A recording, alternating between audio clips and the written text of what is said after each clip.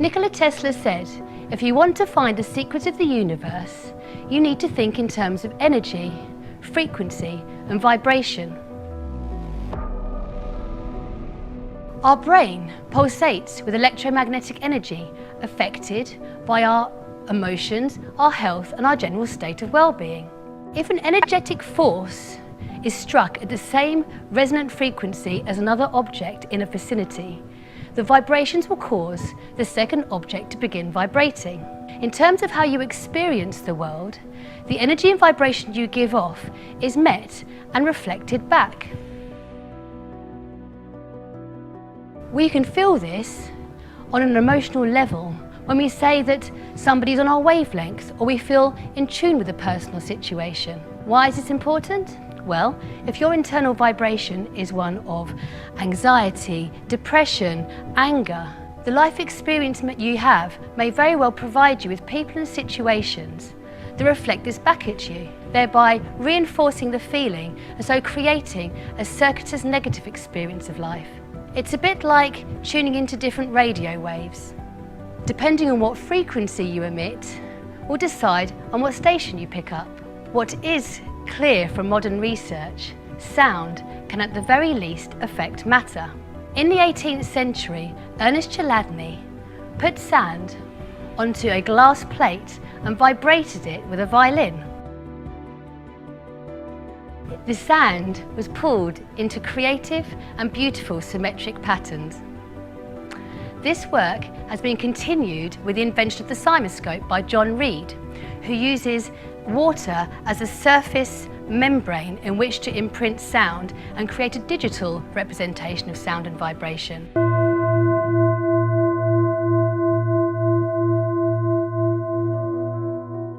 Notice the symmetrical shapes and the similarities to those found in sacred geometry and within the harmonious shapes found in nature. According to Gardner Snook of Manchester University, the difference between a healthy cell and a cancerous cell is like two very large orchestras all playing their instruments at the same time. But in the cancerous orchestra, the tuba is horribly out of tune. In the following two clips, you can hear the difference between the healthy pulsations of a yeast cell and the high-pitched frequency of one that is stressed. Notice the distortions as represented on the cymoscope of the one that is stressed.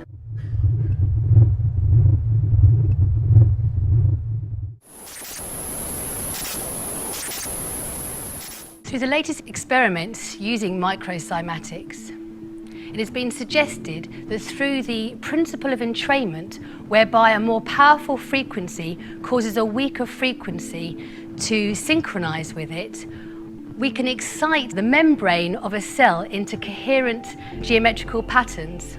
Therefore, if we direct harmonious sound towards our bodies, we are able to bring our cells into their own optimum frequency.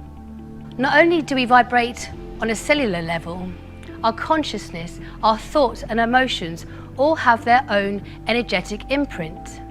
Masaru Emoto, in his book The Secret Life of Water, exposed water to harmonious sounds, healing thoughts and prayer, as well as dissonant music and negative thoughts.